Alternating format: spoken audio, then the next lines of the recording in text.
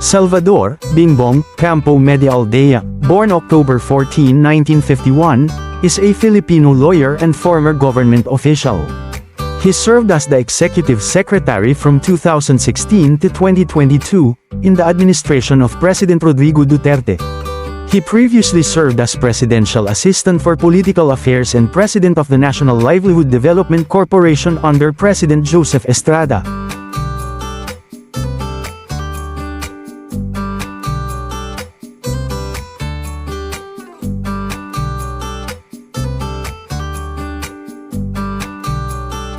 In March 2025, Medialdea served as Duterte's counsel during the latter's arrest and subsequent pre-trial hearing at the International Criminal Court, ICC.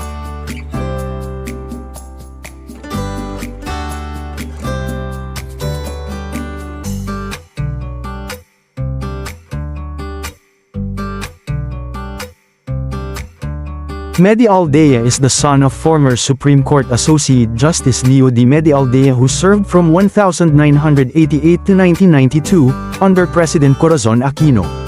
Born in Manila, Medialdea spent his early years in Davao City, where he was a childhood friend of President Rodrigo Duterte.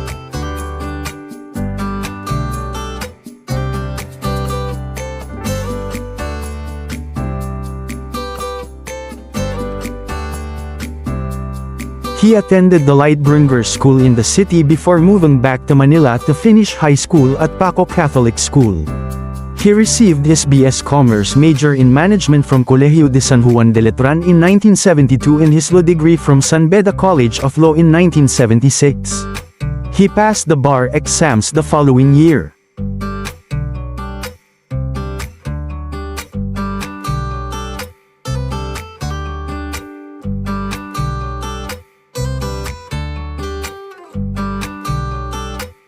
Medialdea began his legal career as a senior associate at ACCRA Law Offices.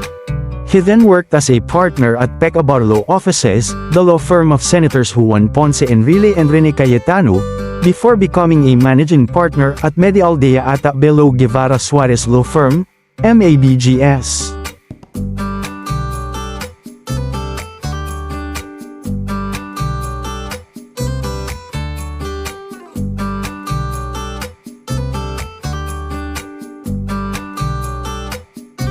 He served as chairman of the Northern Foods Corporation based in Sarat, Ilocos Norte.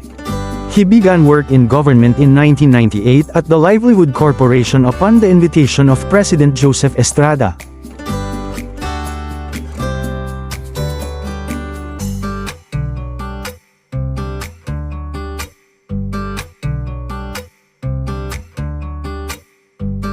He became a member of the Board of Trustees and administrator of the government-owned corporation while also serving as chairman of the Guarantee Fund for Small and Medium Enterprises.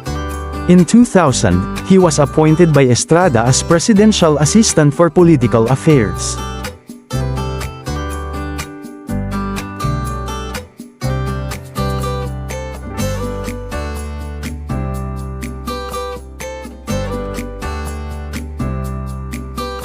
At the start of President Rodrigo Duterte's term on June 30, 2016, Medialdea was appointed Executive Secretary.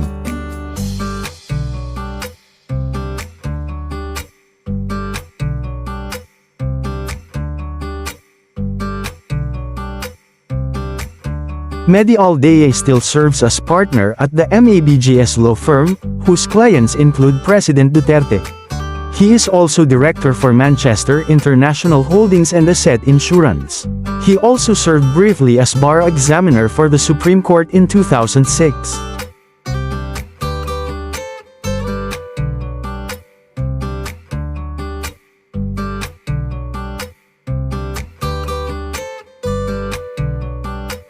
On May 8, 2018, President Duterte created the National Quincentennial Committee for the 500th anniversary commemoration of the arrival of the Magellan Elcano expedition in the Philippine Islands, appointing Medialdea as chairman of the committee.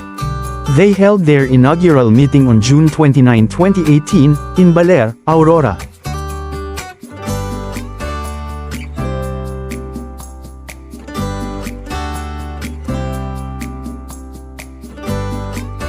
A close ally of Duterte, Medialdea was among the few people who accompanied the former president when he was arrested by police authorities in March 2025 based on a warrant issued by the International Criminal Court, ICC, accusing Duterte of crimes against humanity.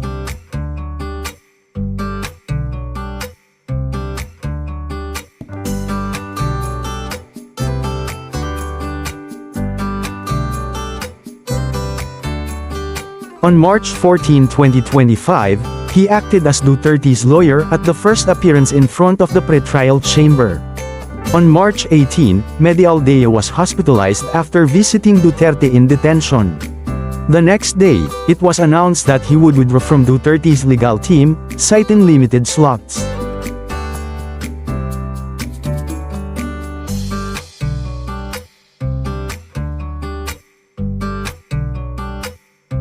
Personal life. Medialdea is married to Maria Bertola, Betty, Dizon, a lawyer and head of an insurance company, with whom he has one son. His family has roots in Davao City, Aklan, and Ilocos region. Outside of work, he enjoys playing piano and classical music. He was one of the producers of Miss Saigon in Manila in 2000 and formally closed the 2019 Southeast Asian Games.